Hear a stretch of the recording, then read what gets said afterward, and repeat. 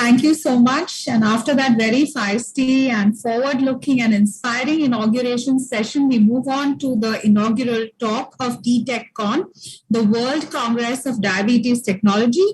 We have a stalwart expert addressing the keynote lecture on the evolution of diabetes technology. May we invite our esteemed experts chairing the session. Dr. Sunil Gupta, sir, an esteemed physician and diabetologist from the city of Nagpur, who's also spearheading, who's also the national president of DIPSI, Diabetes and Pregnancy Study Group India, and national treasurer of RSSDI, and has several other feathers in his cap. We also have Dr. Supratik Bhattacharya, an endocrinologist from the city of Kolkata. Can we have the slide, please? So he's the director at SKN, Diabetes and Endocrine Center, Kolkata, and endocrinologist at AMRI Salt Lake and Apollo Sugar, Kolkata. We welcome you to chair the inaugural keynote address. All halls will have the same being aired right now. Thank you very much, Purvi. Can we take over now? Yes, sir, all yours. So yeah, so nice of you for a very nice introduction on behalf of me and Supratik. And it's a matter of honor for all of us, both the chairperson as well as the team who's conducted this session of a keynote address from none other than Dr. Tadej Battalino. Can I have the introduction slide of Dr. Tadej? Yeah. Dr. Tadej is one of the pioneer person who has done the pioneering work in technology. And I feel he's one of the best person to speak on evolution of diabetes in technology. He's attached to the University Children's Hospital, Ljubljana, and his faculty at the Slovenia Faculty of Medicine, University of Ljubljana, and has completed his medical school there itself in 1990. Has also completed master degree as well as a PhD in 1996. He completed his clinical fellowship from Chicago and has also completed his fellowship from Europe, that is from France, Paris. And he's currently the consultant and head of Department of Pediatrics and Adolescent Endocrinology in the University of Ljubljana. He is the PI on several research projects.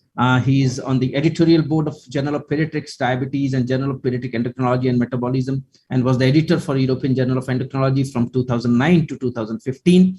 He has authored and co-authored almost 224 papers in international peer-reviewed journals, and he has a cumulative almost 46 indexes. And is the member of numerous professional associations, including ADA, European ESD, and many more.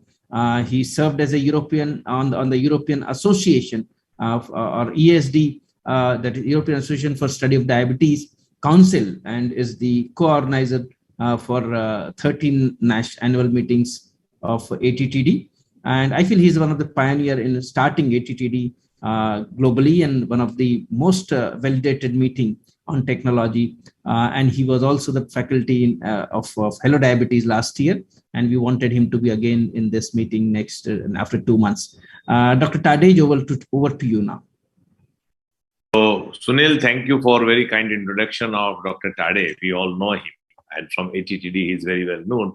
But just to tell everyone the time in range, that concept which was given by Tadej, and it was started with ATTD. I was working with him from 2017. I was part of his international consensus for CGM, and in 2019 I was also the part of that TIR paper, and he is the first author for that TIR paper which has been in diabetes care, which was published, and then it has been an established concept of monitoring diabetes from HbA1c to TIR. So it all goes with Dr. Tadej. Now I requesting RX Events for his talk. My dear colleagues and friends in India, dear Banshi, Thank you very much for your invitation to this DTechCon, World Congress of Diabetes Technology. It's a privilege and pleasure to be with you, and I do hope we can meet very soon in person. Those are my disclosures for you to review. And the proposed agenda for today is first a little bit of why we need to do better, and then an overview of technology in the last year, something on advanced hybrid closed loop, and perhaps 2 clinical cases for you. So something doesn't go well. A beautiful study from the UK Biobank, where 1/3 of a million of people were investigated and tested for genes that are actually related to incidence of cardiovascular disease, were segregated by the glycated hemoglobin in the lower normal range and upper normal range. None of them had diabetes. And as you can see here, either in a linear or polynomial comparison, those with the lower range normal A1C compared to those with the higher range normal A1C, there was a 3-fold increase in risk in the chronic heart disease. So without any diabetes, glucose is already dangerous. In this DirectNet cohort, the high glucose was related longitudinally to the spatial working memory disturbance.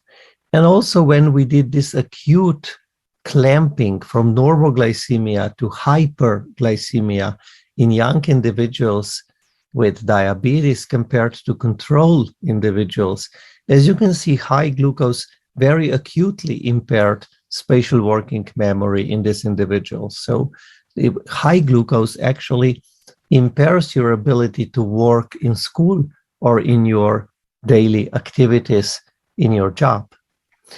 The newest longitudinal follow-up from DirectNet clearly showed that with high glucose, either sensor glucose above 180 mg/% or area under the curve above 6% in glycated hemoglobin, is associated with a full-scale IQ, intelligence quotient diminution, as well as with a lower total brain volume. And finally, this is a case control study from Sweden again. It's a registry of type 2 diabetes, again, 1/3 of a million people compared to 1.8 million controls. And what it looked was Alzheimer, vascular dementia, and non-vascular dementia. As you can see, both vascular and non-vascular dementia were related to diabetes. But interestingly, they were related to an increasing glycated hemoglobin, so increasing mean in blood glucose.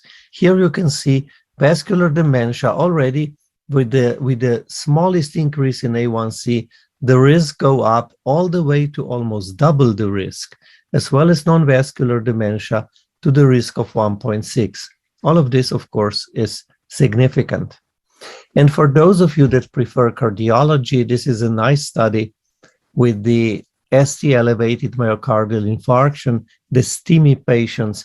As you can see here, when they were stented, the restenosis on the stent was considerably higher when glycemia was elevated. So high glucose was related to a restenosis of stenting after the STEMI event.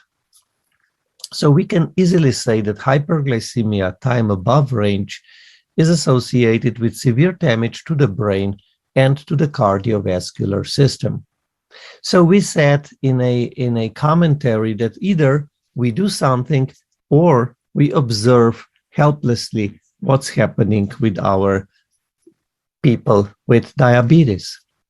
It is possible to do. This analysis of the SWEET registry demonstrated that if a center has more stringent targets, the outcome of these people in this center with diabetes is better. And also the comparison over the 2 10-year periods, so 10 years ago, 2008 to 10 and 2016 to 18, contrary to some data from the type 1 exchange, we were able to show an improvement in glycemic control in this population. As you can see here, 13,000 people. And this was associated with the use of technology. And I think a very important message from the DCCT ADIC cohort, which is really interesting. They compared whether they make a difference, whether the first 10 years are well controlled versus the second 10 years. And this data demonstrates that if you have here a person with diabetes A that had first 10 years well controlled A1C of 7, and the second 10 years A1C of 9, compared to a person with diabetes B, when he started with first 10 years at 9, and then the next 10 years at 7, together they have the same glycemic exposure over the 20 years. However, the person that was initially well controlled has a third reduction in the risk of cardiovascular disease and half reduction in reduced GFR, so the kidney disease. So amazingly, earlier implementation of intensive therapy is associated with a greater reduction to the risk in kidney and cardiovascular complications. So we have no time to waste. And we went a very long time. This recent review in the Lancet Diabetes Endocrinology shows how basically we started for fasting glycemia all the way to the time in range, which is the current standard of diabetes management. So what happened recently? Here is a nice report on the pump use from Scotland, and they clearly showed that the introduction of pump therapy improved glycated hemoglobin in all age groups, and those that with poorer control initially did best. And here, another study from the SWEET registry, 25,000 individuals were included. And here, the demonstration goes one step further. So the more technology is used, the better are the outcomes. Here is injections, no sensor, injections plus sensor, pump, no sensor, and pump plus sensor. As you can see here, glycated hemoglobin decreased 8.8, 8.1, 7.9, 7.8. So basically, the more technology you use, the better is the outcome. And here, it's an interesting comparison in between a real-time measurement and a intermittently scanned measurement. It's a prospective 6-month study here. And recently, actually, we now understand that the real-time actually performs better than the intermittently scanned. Is it because of alarms, particularly predictive alarms, or perhaps of the continuous visibility? We still don't know. But the data here is very clear. Time in range was considerably higher with the real-time usage.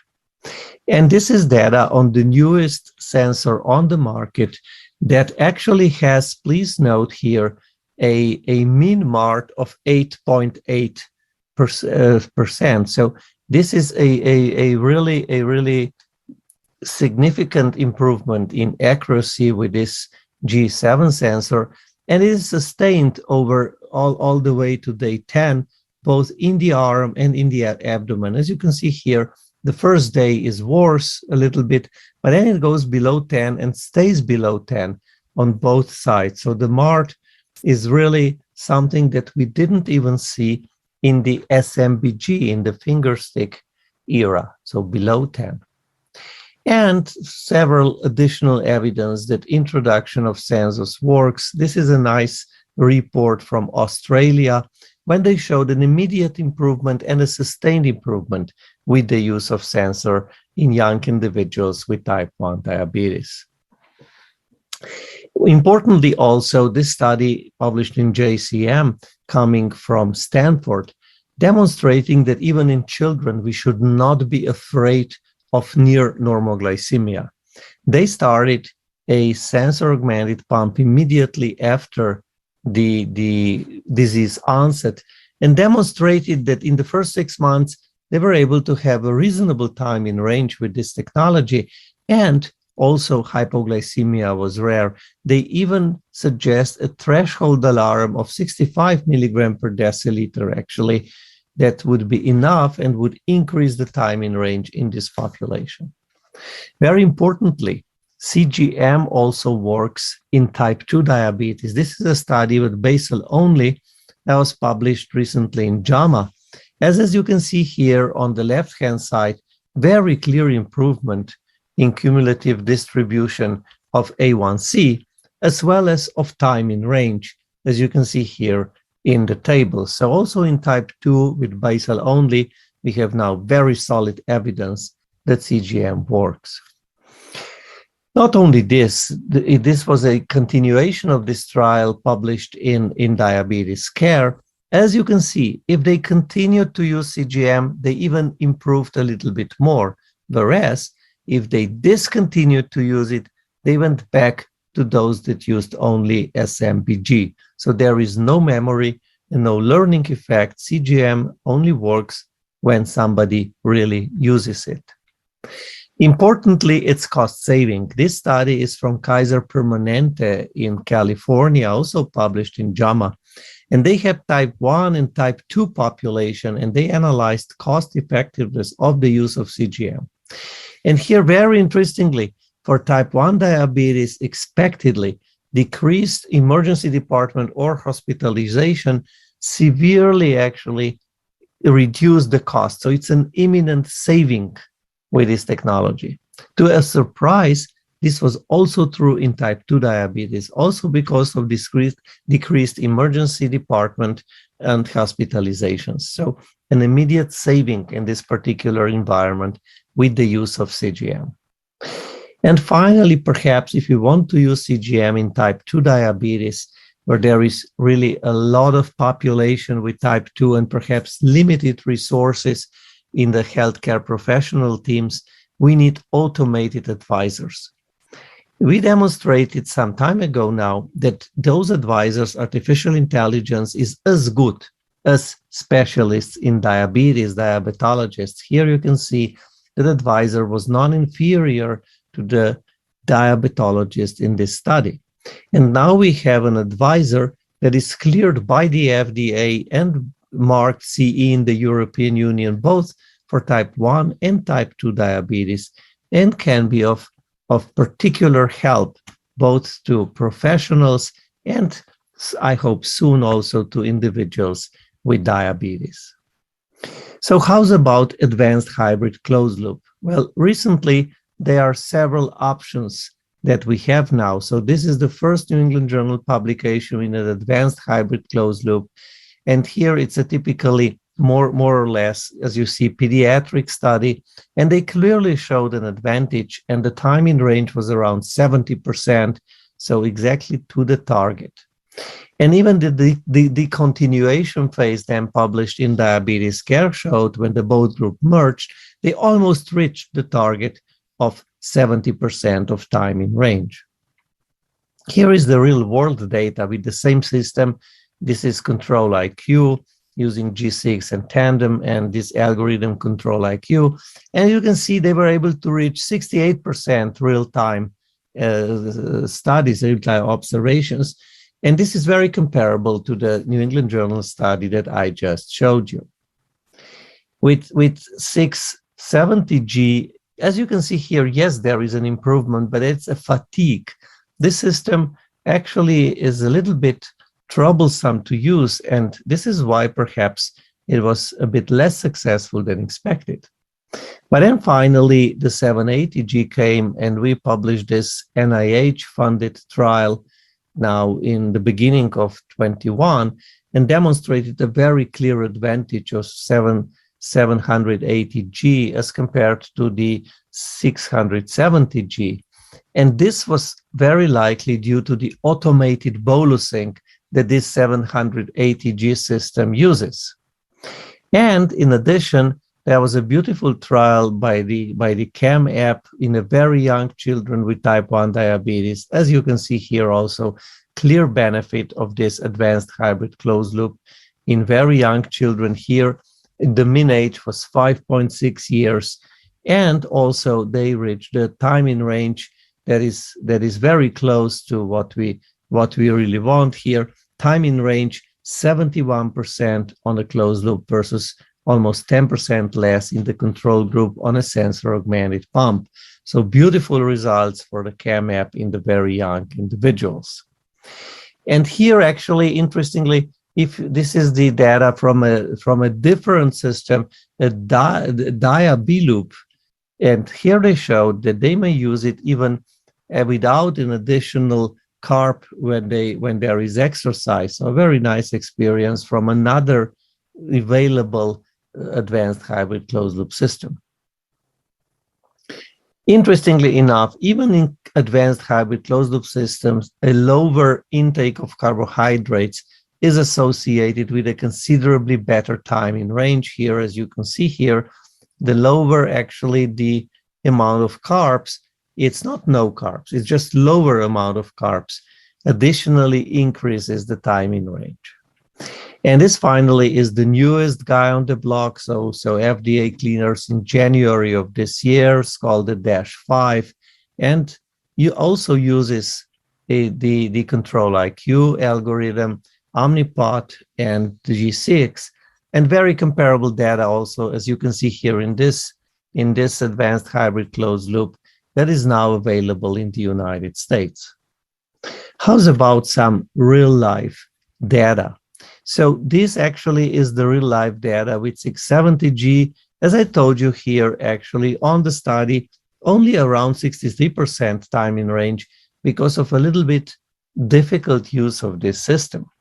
Whereas when you compare the first report of the first 4,000 individuals using 780G here, the time in range was surprisingly 76%. So this, I think, was a surprise to all of us. It was better than expected. As you can see, during the night, even 83% of time in range. So the first report was really encouraging. And importantly, it was independent on the environment or culture, because the artificial intelligence doesn't understand culture. So please look, Italy and UK, very different environments, very comparable results with this advanced hybrid closed loop. But then very recently, only a couple of weeks ago, a bigger, larger comparison was published on 12,000 individuals using 780G here. And there was a pre-post analysis, a longitudinal analysis, and also analysis by age. And for the first time, as you can see here, all users below 15 and above 15 years, the time in range is comparable. Usually younger people did worse on technology, but here, because artificial intelligence also doesn't understand age, the outcomes are very comparable. And this is true for all targets. So being GMI, or time in range or time below range. And again, very similar across different cultures, across very different attitudes, if you want. Just compare here, perhaps here Switzerland with 71 and perhaps Poland with 82. Very comparable, sometimes surprisingly, some environments are doing even better. And this is pre-advanced and post-advanced, and you can see an 11% increase. If we remember from our consensus statement that 5% increase is already clinically meaningful, this is double the success when you go to the advanced hybrid closed loop.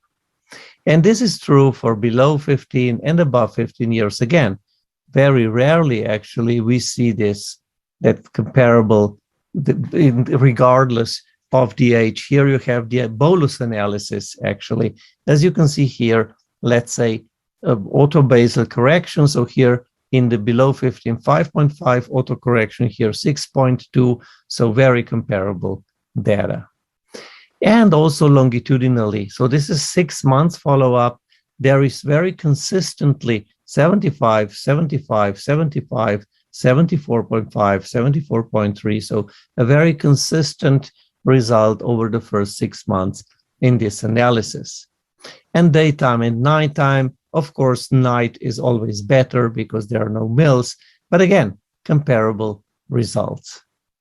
And probably another very important message, the more aggressively your settings are, the better is the outcome. So if finally you choose a target of 100 milligram percent and an action insulin time of 2 hours, your outcome may be very close to 80%. So as you can see here, 78.9, so almost 79% of time in range, again with hypoglycemia very much in target, so time below range of 2.8% here. So the most aggressive, the most ambitious your settings, the better is the outcome, of course, for those individuals that you can do this safely. Perhaps two cases. This is a 19-year-old Anna, has diabetes for 14 years, was on sensor augmented pump, and intuitive, very nice lady, reliable, attentive at the university. But during the lockdown, during COVID, she started to have troubles. And this is the troubles: terrible glucose control on a sensor augmented pump during the lockdown. Remote telemedicine did not help. We tried to help, but it not. So there was a decision that she starts a 780G. As you can see here, actually, on the 780G, the very first week, 81% in range, 80% in range. And this is a day, actually, when the time in range was 100%. And of course, my question is, how many times do you see 100% time in range before the use of advanced hybrid closed loop? So we were really pleased that Anna improved so much. And perhaps an example of Agnes, 21-year-old lady, who is a competitive biker. And this was a biking day. So she took a tour. It was a chronometer tour here. So an exercise, so the 1.1 hours, 34 kilometers and 556 meters of elevation. Interestingly, during this day, here on the slope, there was a slight elevation because of adrenaline, but no hypoglycemia, and the time in range in this day, 88%. We also have trackings of power and speed and the heart rate. As you can see here, during the steepest part of the climb with the bicycle, there was a little bit of adrenaline-based hyperglycemia, but no hypoglycemia. And despite the fact the power here was right 800 watts, actually, she did extremely well also the day after. So very obviously, 88% despite the strenuous physical activity in range, and obviously considerably less burden to this young athlete. So perhaps whichever technology we use, we will have to use it into a digital virtual clinic and data collection and data presentation.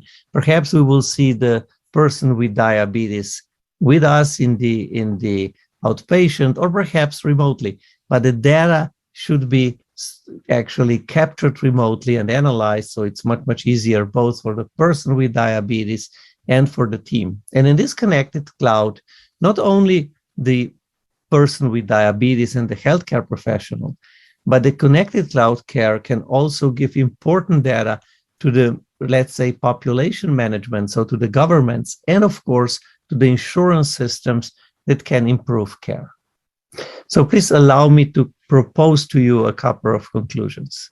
Hyperglycemia, high glucose, is the primary cause of short and long-term diabetes complications. Real-time CGM and intermittently scanned CGM bring individuals closer to the time in range and time below range targets. Glycated hemoglobin A1C is simply not enough anymore. Evidence is mounting in support of time in range centered diabetes management also in type 2 diabetes. And this, of course, is of particular importance because there are so many individuals with type 2 that can benefit from CGM and time in range. Advanced hybrid closed loop is currently the best option for optimal type 1 diabetes management. And finally, we hope that all this technology development will improve long-term outcomes and reduce the burden. We were just in Barcelona for the 15th meeting, and we would like to invite you all to join us, I hope, live, face-to-face in Berlin next year, February 22nd to 25th, 2023, ATTD in Berlin. Please join us. We promise you a very exciting program. With this, thank you again for your kind invitation. This is my team, that has to work while I speak. Again, many thanks and hope to see you soon. Right. I think we had a fantastic keynote address from Professor Tadej Batalino, and I think the concept of TIR based on the CGM as well as the hybrid closed loop has entirely changed the tracking as well as management of diabetes, as well as type 1 diabetes. So I think Dr. Bansi and team, I want to congratulate from both Professor Sunil Gupta and me for this initiative.